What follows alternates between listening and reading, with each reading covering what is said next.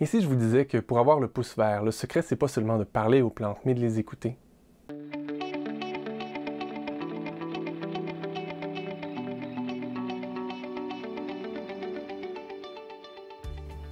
Bonjour, ici Daniel Desjardins, le créateur de l'Alchimie du cœur et le canal des guides de l'unité.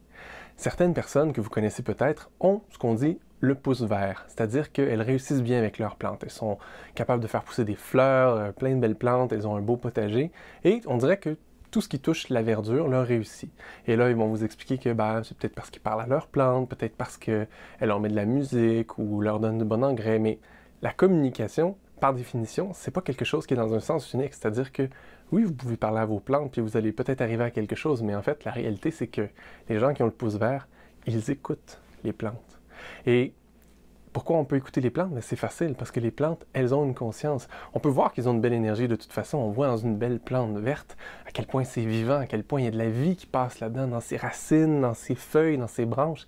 Mais il n'y a pas juste de la vie comme des cellules, il y a de la vie comme une conscience. Et si vous vous permettez de juste baisser votre intensité, baisser vos barrières, juste respirer profondément et amener votre attention sur une plante ou un arbre ou votre potager.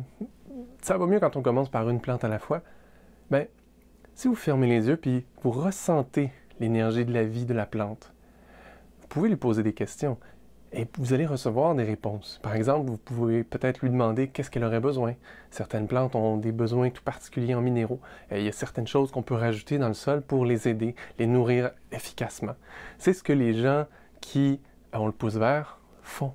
Peut-être qu'ils ne le font pas consciemment, peut-être qu'en jouant dans leur jardin, ont une intuition de « Oh, je devrais peut-être rajouter un peu plus de telle chose dans mon jardin parce que cette plante-là a l'air d'en avoir besoin. » Qu'est-ce qui s'est passé? La personne a tout simplement capté le message de la plante.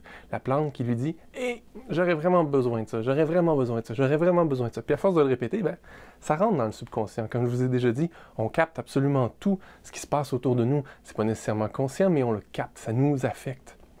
Donc, c'est à ça que je vous invite aujourd'hui. Essayez. Trouvez une plante dans votre maison ou allez dehors dans la nature, trouvez un arbre, trouvez une fleur, quelque chose, et puis essayez d'entrer en communication avec elle.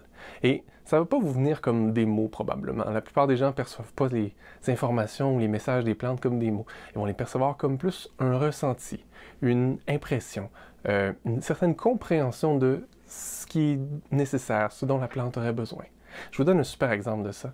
Mon plus petit, quand il était vraiment tout petit, il avait 1 an, même pas 2 ans, et à chaque fois qu'on était dans la maison, il se promenait puis il regardait les plantes.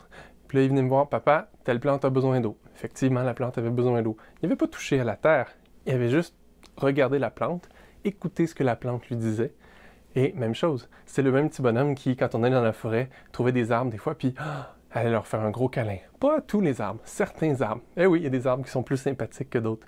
Eh bien, je vous invite à découvrir ça, et sans attente, juste comme un jeu. Parce que quand on a des attentes, on est dans notre tête. On essaie de comprendre, on essaie de maîtriser, on essaie de... faut que ça marche. Non, juste essayez. Jouez avec ça. C'est à ça que je vous invite cette semaine. Là-dessus, je vous souhaite une merveilleuse semaine.